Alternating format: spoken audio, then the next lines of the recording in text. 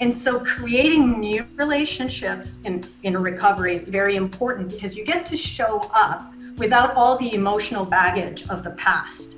And you get to show up today as you are. And to do that, you need to do that alone, because if you do it with your partner has all that emotional baggage. So you're caught in sort of a reactivity mode to who you're expected to be versus who you are now. That was my guest this week, Chantal Jouvin, author of the brand new book, Love Without Martinis. Chantal, like so many, is the partner of someone who is in recovery. Hello, I'm your host, Martin John, and you're listening to the Recover Yourself podcast, where we address topics you'll face while on a journey to recovering yourself. This and all of my work is produced to support caregivers of all kinds, even those of us who just happen to find ourselves in the role of the caregiver.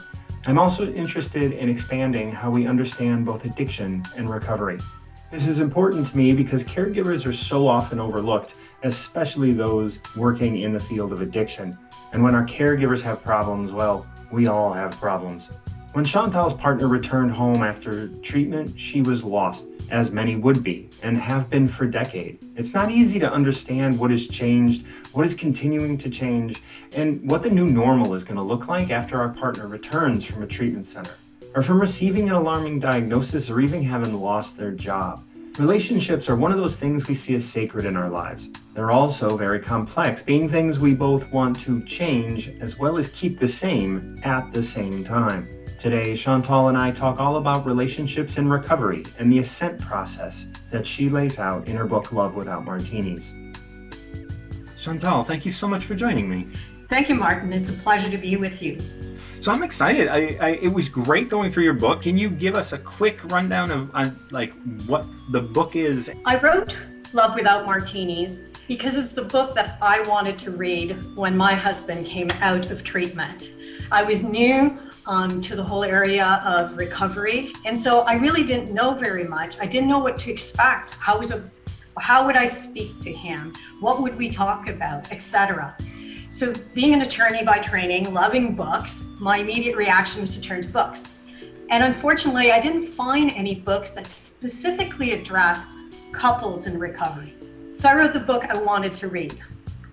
Because I'm not a specialist in the field, I went to what is my area of interest, where my passion is, which is story. And I started interviewing couples and seeing how they managed to reclaim their relationship in a recovery. And the more I interviewed, the more I found that it was very powerful to hear how other couples had walked before me. And so the idea of Love Without Martinis was born. Yeah. I spent a number of years interviewing different couples, selecting couples, writing their stories. And then when it was time to sort of wrap it all up, I realized I needed someone that had expertise in the field to write the introduction, to create a perspective, a lens through which the readers would see the various couples. So I approached Dr. Jeremy Frank, who's an expert and addiction counselor in the Philadelphia area. And we started talking about his clinical experience, 25 years or so, and what I had learned through my own experience in the couples. And so as we did this, we saw some overarching themes. We saw some habits and behaviors that couples who had reclaimed their relationship and grown into recovery together had practiced. And so then we created the ASCENT Approach as an easy way to remember the 6 practices. Just to catch everybody up, what we're talking, Love Without Martinis is primarily a book about story of people in relationship. It's a number of different stories of people within relationships after a person within the relationship finds that they have an addictive tendency towards alcohol. I believe everybody is alcohol. Yeah. And it also comes together with a professional lens to create this ASCENT model, which you lay out, which is can you just give us a quick rundown of like what is ASCENT first off in terms of like what is it meant to be? And then what are because it's an acronym, and what are the acronyms stand for? Great. So the ASCENT Approach is a set of 6 practices. They're not steps as in the sense of the fellowships. There are simply habits and behaviors that support the couple in recovery. Now, remember, in recovery, in the best world, both partners are doing their own soul work, whether it's through a fellowship, through counseling, through a spiritual guide, but they are growing, they're developing in recovery. But meanwhile, there's this third entity, which is the relationship. And what do you do with that, particularly early on? So the ASCENT approach stands for assess your readiness to change, structure your time, create your community, engage in your life, nurture your spirituality, and treasure your partnership. So those 6 practices, they focus on you as an individual in the relationship, and they also focus on supporting the relationship so that it grows. This is why I wanted to chat with you, because the idea of this is like both partners have to do this. This is not something that is individual. And in the Recover Yourself podcast, what I want to talk about is that we're all recovering, and we all have to kind of be able to make sure that we are being our best person and that we want to continue growing and stuff. And if we don't, that's fine, but we have to be able to recognize that. It's not just saying, oh, you have an addiction, so you have to take care of yourself, nor is it saying your partner has an addiction, that's your responsibility, right? So this is a really great place to kind of start. And relationships are really wonderful, whether it's friendships or romantic relationships. So the Love Without Martinis definitely focuses on the significant other style of relationships. So what is the goal of a relationship? So let me share with you the definition of recovery that was stated by Ernie Larson, who was early in the field of recovery and focusing on what it means to be in recovery. And he says, the first step is you break the primary addiction. That's great. But it doesn't stop there. Then it's the core of recovery. And this is how he formulates it. He says, the core of recovery is becoming a person increasingly capable of functioning in a healthy relationship. And what I love about this relationship is that it implies change. It implies that you get to be a different person tomorrow and the day after and the day after. And a healthy relationship creates a container that allows you to grow, me to grow, not necessarily at the same rate. And we support that. And we recognize that we may have a lot in common, but that with recovery, we're able to hold the tension of where we're maybe not the same, where we don't have the same views, and we can celebrate that difference. One of, this is fascinating in terms of how many relationships I know, or I've been a part of, or I've experienced in some way, where the partner, or even myself, I suppose, I mean, I don't want to put myself outside of that, but a person within the relationship identifies their partner as a specific thing, and they can't see them differently, right? Like that inability for like, look, there is growth happening, but maybe you're not able to witness the growth of your partner. That's right. And how have you seen that, and how does that kind of play into things? Well, there's many ways to look at that aspect. If I can go back to an interview I had with Doug Tiemann, who's the CEO of Care and Treatment Centers, and he has been in the recovery for over 30 years. And he said, in his experience, there are 3 categories of couples. There's the first one where basically one partner is in recovery and the other just is not. They're not interested. They either resent the sobriety or they resent the person not being sober.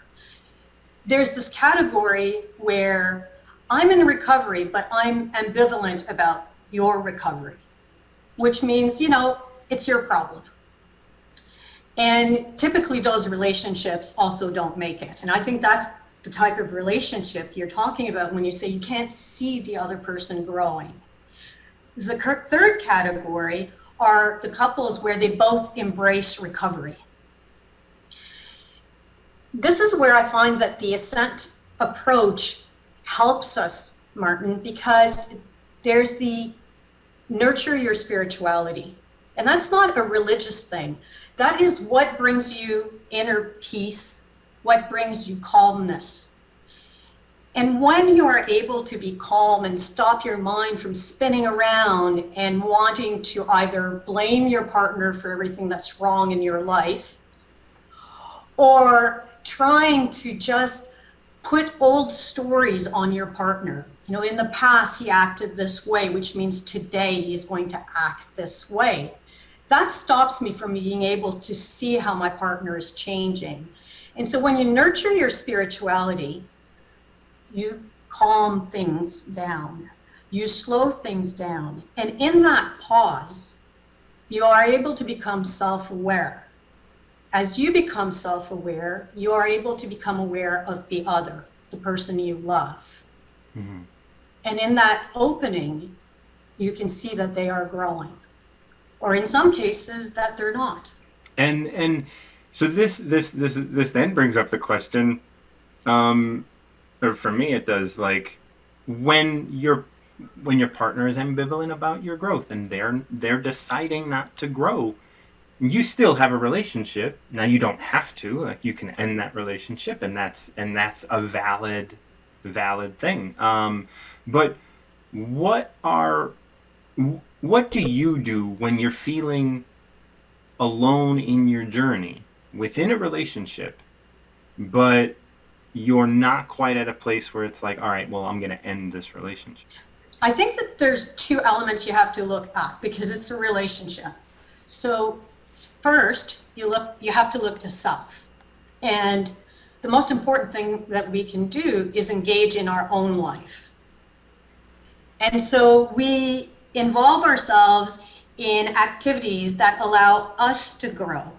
And it allows us to change our own behavior. Because let's face it, even if it was your partner that was an active addiction, your behavior, my behavior with my husband changed. I became so focused on him, either wanting to stop him from drinking or stopping him from relapsing. My focus became him. Mm-hmm. And part of my recovery is engaging in my life again. And so I continue to grow. But the important part in the relationship, I think, is assessing your readiness to change. Let me be a little more specific. Let's say that you, in your relationship, you feel that you're not growing around the issue of intimacy. We need to understand whether it's our focus, but also our partner's focus at the moment. And when you assess your readiness to change, there. Can you express what that means? Like our partner's focus at the moment and our focus, like the intimacy or the growth, or what is it you're referencing? Okay, so let's say that to be more specific, we're now in recovery and we want to focus on our intimacy. It could be our physical intimacy, for example, you know? And it's normal that in early recovery can be very awkward because you have a partner who's showing up who is now sober and experiencing intimacy for perhaps the first time without the support of a substance. And so that can be very tricky. So you have a conversation around, are we ready together to go back to our physical intimacy? And if I say, yes, I really would like us to maybe plan a date night on Friday night, just the two of us without the kids. And my partner says, it's too soon for me. Then no matter how much I want it to happen, no matter how much I want my partner to grow and be ready for that, he may not be. That doesn't mean the relationship isn't growing. It means that this area of our relationship is maybe not ready to tackle that particular challenge. So I like to think of the old-fashioned, traffic light of green and red. And I find that very useful because instead of feeling rejection, that my partner doesn't want to have date night on Friday night, he can tell me, Chantal, you know, I'm not ready. I'm at red. And I've just stated I'm at green. Well, then as a couple on that particular issue, we are red. But what can happen is you have to check in over time. So you let time go by. Now your partner's alert to the idea that this is an area you want to grow. You want to have that physical intimacy, for example. The next time your partner may have been doing some work with, you know, their own therapist, with their spirituality. Maybe they're losing weight. They feel more comfortable in their body. So they're now thinking, okay, I'm getting closer. So they'll say, this is a yellow. That lets me know that it's not a question of no growth, but readiness. Mm-hmm. And so we have to understand that growth implies change, and change is a continuum. And because someone isn't ready to deal with an area, it doesn't mean that we're stopped growing. It's just that we're not ready for it. Eventually, if we're never ready, if we're always at a red, well, the car stalls, you know? Yeah. So I think early in recovery with my husband, if I had understood that we weren't always going to be able to tackle communication or intimacy or trust at the same time, it would have helped me understand that that doesn't mean the relationship isn't growing. It's just that one area of our relationship needs more time. Right.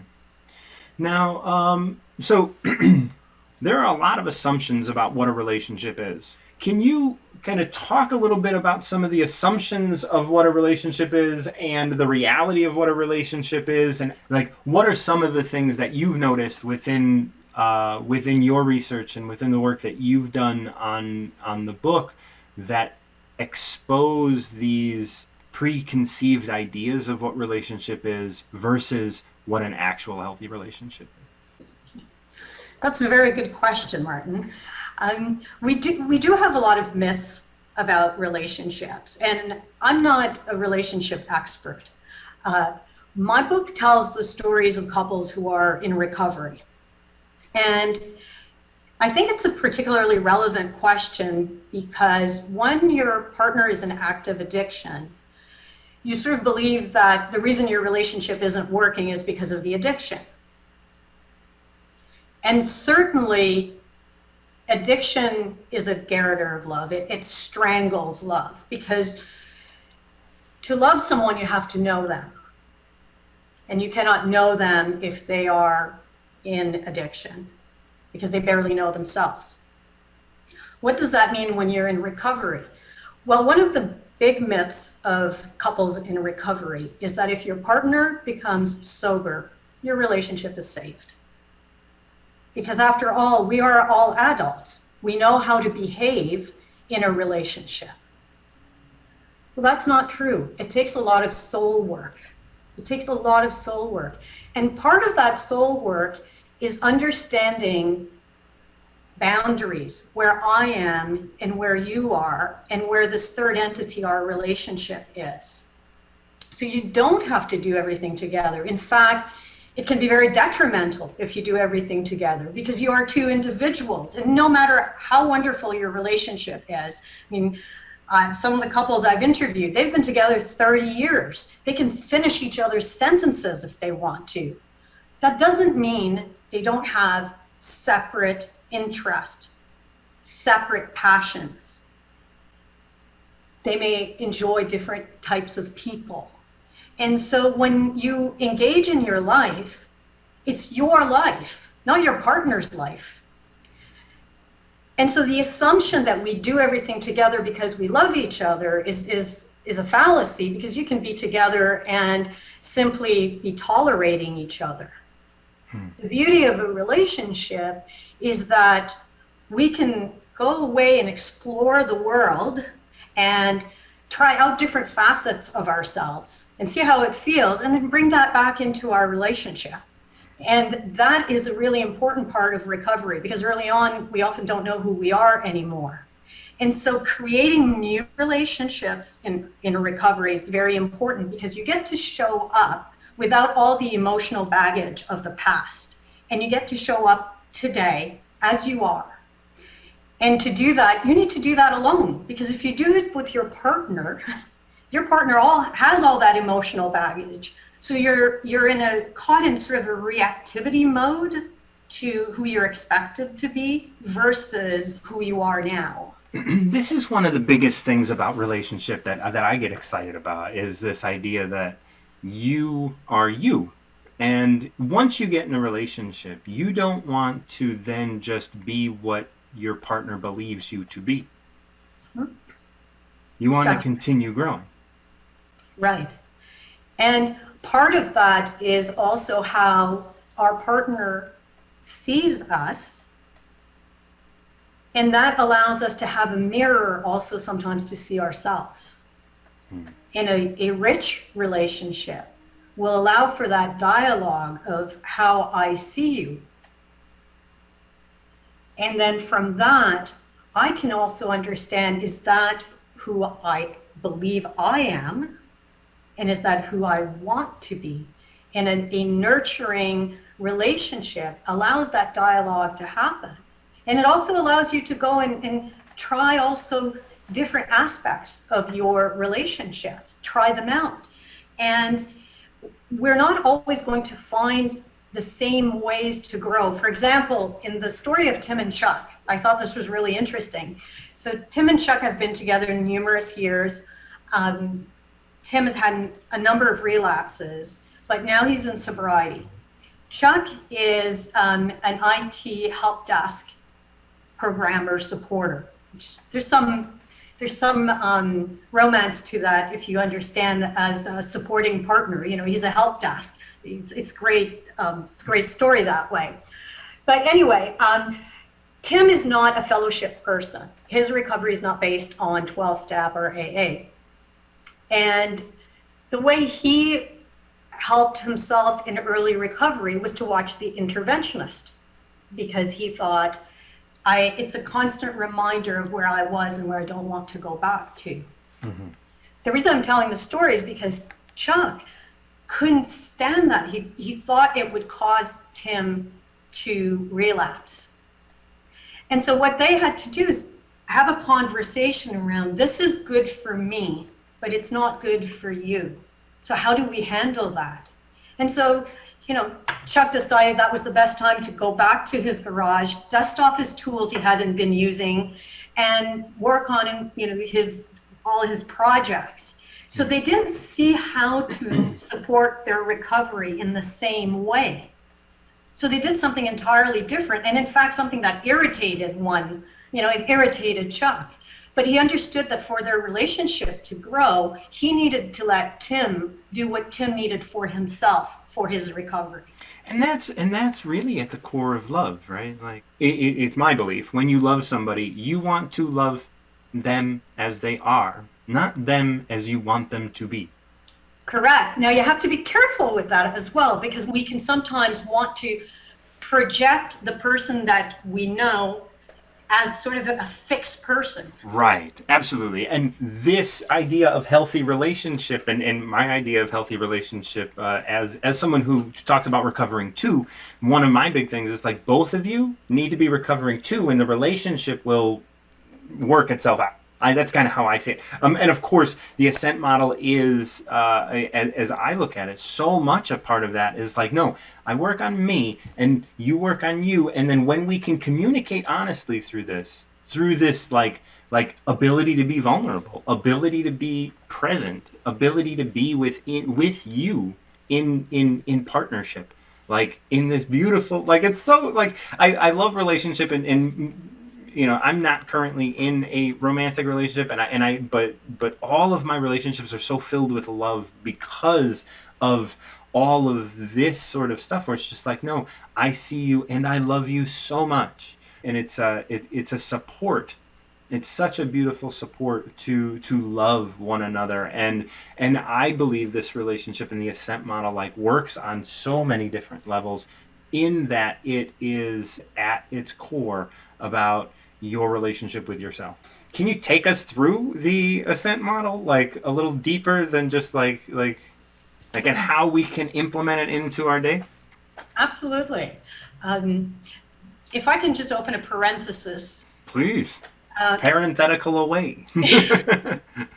When I hear you talking about relationship and your view of relationship, there is, of course, I did some research to inform how we'd ask couples questions and learn about them.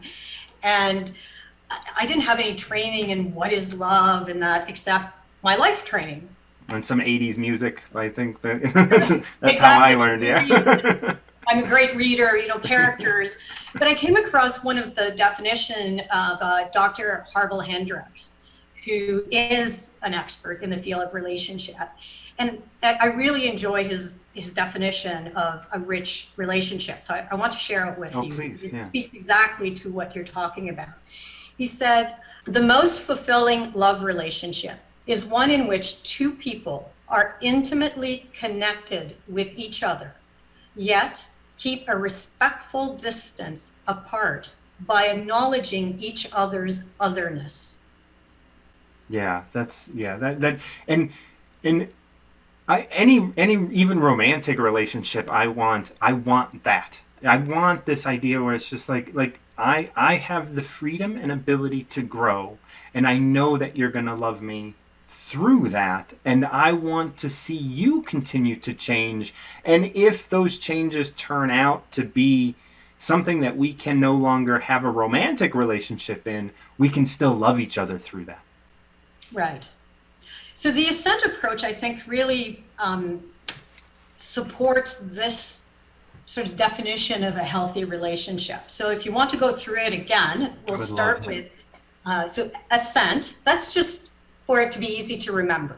And again, they're not steps, they're habits. And you'll see many of them overlap, and you can focus on one a little bit more than another. But the relationships that, the couples that I interviewed where they were successful in growing a long-term healthy relationship, they were engaged in these behaviors. Now, they didn't have the ASCENT approach, it's freshly created, but it's the wisdom of their experience that comes through. And really, the ASCENT approach was just written down, and now it's like it's something that you notice. This is something that we all have the ability to do. That this is something that you found in every relationship. Like, these are things that people do, and this is just a way for us to recognize it rather than like fumble about in the dark. Correct. And the first one, the A, is for assess your readiness to change. And really what this is, this approach is asking yourself and your partner, how willing are we to engage in change? How ready are we to engage in change? And it's important to acknowledge that we won't always be ready at the same time. Mm-hmm. So for example, I think of David and Leslie, which is one of the couples that I interviewed. David really wanted to do some marriage counseling to address particular areas. And Leslie wasn't ready. Now that didn't mean that she didn't want the relationship to grow. It didn't mean she wasn't dedicated to their love. But she had been through a lot, and she needed some space to heal and work on herself before she was ready to engage in some marriage counseling. And so having that conversation of, are you ready, changes the focus of, it's your fault, to, it's just not time right now. The second approach is structure your time. And this may sound so straightforward, but it is really a question of identifying not just what you're doing with your time, but what time do I have personal control over? What is really my time? It could be an hour after the kids go to bed. It could be an hour before everybody wakes up in the morning. And what am I doing with that time? Am I spending that time doing something that is growth for me? Or am I spending that time just sort of spinning, taking care of everybody else. I call that like you're just kind of engaging in a pacifier. You're just pacifying. You have this wonderful time. It's a gift, and you're going to pacify through it, and that's fine. But notice how we're doing that. Like be aware of that. Right. And structuring time is also when you set aside time to do something, you are signaling to the other person that this is important to you. So for example, if I decide that I'm going to go, to the gym on Wednesday morning, and that is my time to go to the gym, I'm also sending a signal to my partner that my wellness, my well-being is really important to me because I have set time for it, set time aside for it. Yeah. And so if we set aside time for a date night, it's also a way of saying, I value our time together, and I'm setting a moment where we can engage with one another. But also structure in early recovery is very important. And what structure does is it reestablishes trust by creating predictability and accountability. So when I remember interviewing Sherry and Larry, a couple that had been together many years, Sherry had struggled very much with relapses. And one of the important ingredients of the long-term recovery that she now engages in is that they set up expectation in terms of preparing breakfast for the kids, being there at the end of the day, non-negotiable, 5 o'clock, you are home when the kids arrive. That was a signal that if she was there on time, she was engaged in her recovery, because in her days of relapses, there would be a lot of excuses and there would be babysitters and all of that. And so structuring time is much more than just putting something on your calendar. It is the function of creating predictability and accountability. Mm-hmm. And that's not only for yourself, and not only for the relationship, but it's for yourself as well. Like that sort of habit, like this is a person I want to become. And so, this is part of the recover yourself sort of work, where it's like you have to step up and pick something up. Like recovering from is great, put down, but eventually that's not sustainable and you got to pick something up. And structure is one of those things that helps us at least navigate things that we can pick up. Right, exactly. Then create your community. I really like this one because this is where you form new relationships. And the question is, are you willing to create some new relationships? As we were discussing earlier, new relationships allow us to show up present to who we are today. And I think that's particularly important in recovery. When we create new relationships, we have the opportunity to sort of create a fresh slate and show up today and start from there. All right. But the other part that's really important about relationship is that there's skills that sometimes they're really hard to practice with our partners. I'm not always good at saying no when my husband asks me for something, because part of my perception of myself and who I want to be is a supportive partner. And when he asks, my answer is always yes. When I'm with new acquaintances, I don't have to say yes to everything. Right. And the practice of saying, thank you for the invitation, but no, I can't make it, gives me permission to do that when I come back into my relationship. And I think that's very important. Also listening and being curious. When I meet someone new, I'm an avid cyclist, and there are, cyclist hangouts, coffee shops and that. And so when you meet someone new, the first thing is, oh, you have a cool bike, and we start talking about that. And then where do you like to cycle? And why do you cycle? And what kind of cycling do you do? And you listen with such attentiveness because they're new, it's fresh. Then when I'm with my partner, if I can listen with that same openness, not be thinking about what I'm making for dinner, but actually listening to the answer, that is a really important skill to take back. So the skills we build with our community will really improve our relationship. That's beautiful, and I really like the idea. Like when you were talking, when both of these examples you gave, the saying no and listening.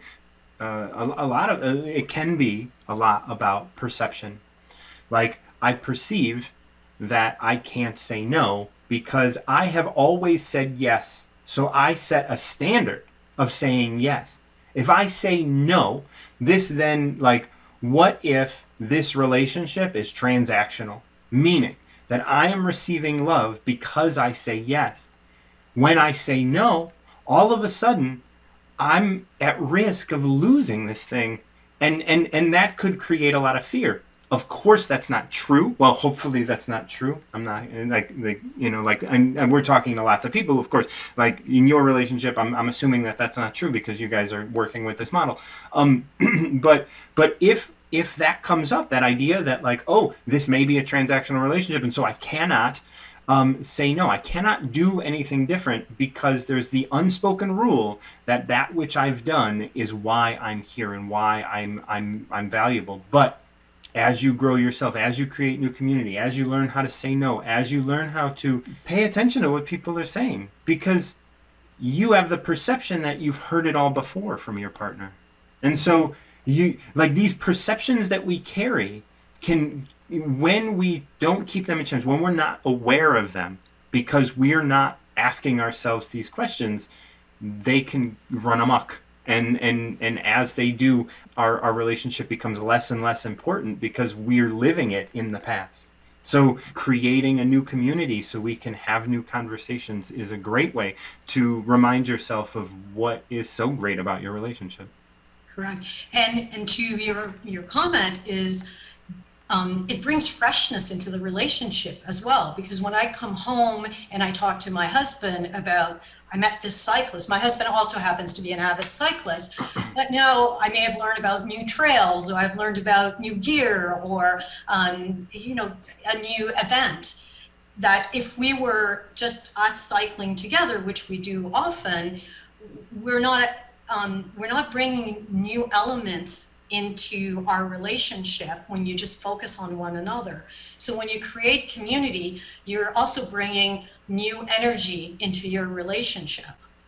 That is just like the definition you stated earlier, which is they can respect your otherness, right? Like, you're not just, oh, you're my wife, and like, I get that. Like, no, you're a person who's out there living your life, and like, I can't predict what you're gonna do. Like, this is exciting, and like, you're living. And so am I. And that's a beautiful place to find a relationship. Right. So the next practice is engage in your life. And this is very much the topic that we've been discussing throughout this interview, which is, are you willing to grow? What are you doing to grow personally and as a couple? And it is important to examine what activities we are engaged in, and are they the activities that really feed us, that fire us up? Now, obviously not everything's going to fire us up, but there should be some things that fire us up. And in a relationship, you can fall into a pattern. Oh, it's Wednesday night, we go bowling. That's the thing we do. Well, maybe it was fun at the beginning, but maybe you're tired of it. And so it's learning, giving yourself the opportunity to engage in new activities. But it also is really important to find individual activities. I remember in our process of recovery, so much of our time was focused. My husband did embrace a fellowship, so he did follow the 12-step process.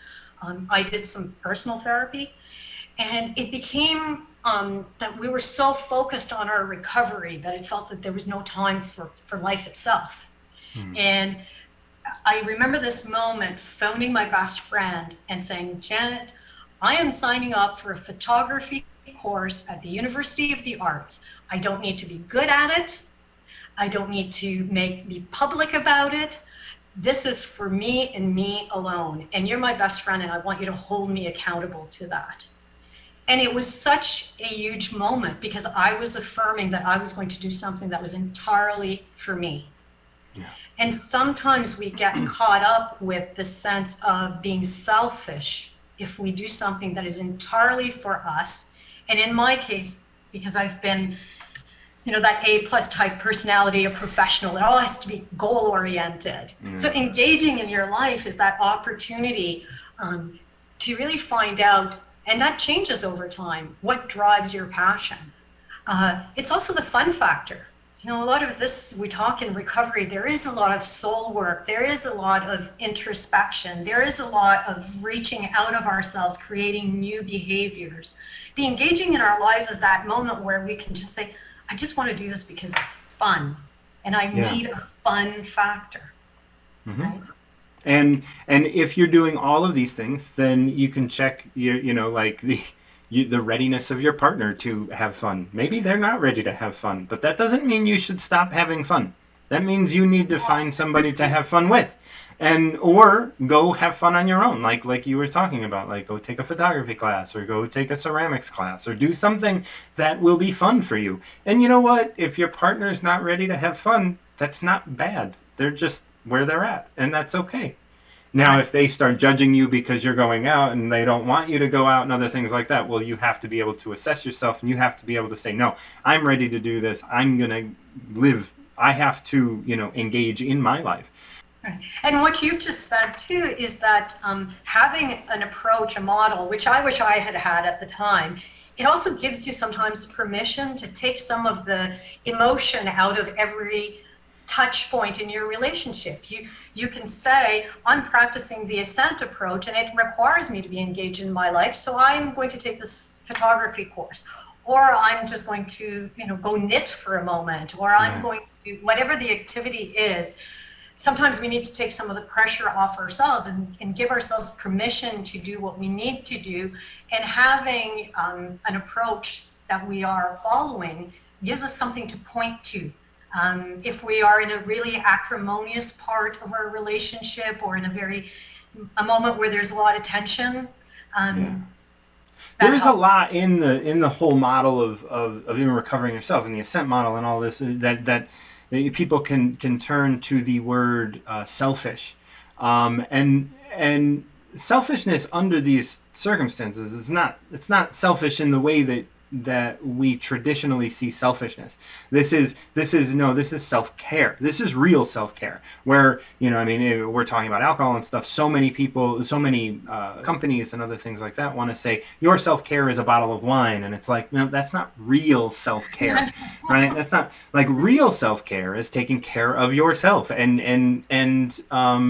and when you're caring for yourself, we want to be in a relationship in which our partner is supportive of our actually caring for ourselves. So yeah. I'd love to finish off these last 2 points quickly, and then So that's a nice segue into nurture your spirituality, because this is engaging in activities that feed your inner peace. For some people, it could be prayer, it could be religion. For some people, it can be a broader sense of spirituality. And what's important is that you're finding ways to become quiet inside, which allows you to be self-aware, and also allows you in that pause to reach outside of yourself for greater wisdom. I'm not particularly religious, but I am spiritual, and I believe that we all have a collective wisdom, and I need to be quiet enough, pause enough, to be able to tap into that greater wisdom. And when I do that, my relationship really benefits, because what I'm doing is I'm stopping that chain reaction we all have. You do something, now I feel insecure, I get angry at you, and now you feel guilty. That's 101 Bill and Chantal relationship stuff. The spirituality allows the pause to interrupt that trigger. Yeah. And so relationships, I think, really help find greater connection when each partner can find their own inner peace. And that's That's very broad how you reach that, but it's important that you pursue it. One of the big kind of components that relates both of our work is you are your answer. It is not neither Chantal or I have your answer, because it is within you to find. And we are creating avenues for you to explore so you can find that. Of course, there are many, many people out there that want to give you the answer. And I'll tell you, whatever you find out there, it is not going to be your answer, because that is within you and it is not out there anywhere. And spirituality also helps you make that transition from who is wrong to what is going on. I like to say, get curious, not furious. Right, exactly. And then the last one, which in some ways to me is the one that's the most fun, is treasure your partnership. And that is a way of saying, I see you. You, the person I love. It can be as basic as a smile, a touch, a compliment. But what it is saying is, you are there, I see you. And how often nowadays do we just take a pause and actually just look in each other's eyes and say nothing? Just actually look at each other. We're so busy with all our screens and all our activities, and the act of seeing the person you love is very validating for the other. And treasuring, I look at all of this, and as someone who's not in a relationship, I always look at it. I always have to look at it from that perspective. The treasuring your partnership doesn't mean that the relationship or the partnership has to be what it is today. You can treasure your partnership, and you can look your partner in the eye with love, even if that means there's change afoot. That is like seeing your partner and seeing that this, maybe they are not the person that you want to be with forever. Maybe you are not the person they currently need to be with. But seeing them and treasuring that in the moment, even in its, even its worst times. This is part of your growth. This is part of you. This is part of understanding that there are even things about me I don't like, and I want to be able to treasure that. And that's the practice that we're putting in. Right. And what more loving than to look at your partner and say, I see your courage to tackle this. I see your courage to be someone new tomorrow. Yeah. I mean, that is a wonderful way of showing love and appreciation for your partner, is admiring their courage to take charge of their own life. It strengthens ourselves. Mm-hmm. And thus our bonds are strengthened. Exactly. Chantal, wow, what a great conversation. I really had a lot of fun talking about all this. Thank you so much. Well, thank you. This episode relates so much to last week's episode about long game and short game. So if you haven't listened to that, it would be a great follow-up for what you're hearing here today. The ASCENT model is a wonderful touchstone for relationships of all kinds, and for remembering that we and our needs are important to consider and attend to. Even when our partner is going through something very difficult, we have to be able to put it in perspective and keep our focus on the long game. And the ASCENT model does just that.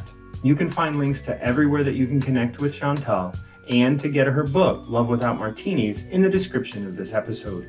Please rate and review this podcast and/or leave comments for this episode to help me better create helpful content. Support this show at anchor.fm or support me and my work at Patreon, where you'll get access to unedited content as well as writings and access to supporter group portrait sessions with me. I host workshops regularly, which are both open to the public and are a source of continuing education units for professionals. I also take a limited number of one-on-one clients every month, so contact me when you're ready to work together through martinjohn.com. I also accept financial support through Venmo at martinjohn_Garcia. So if you benefit from listening to this content, please consider supporting my efforts. Thank you for listening to the Recover Yourself podcast, and until next time, keep recovering yourself.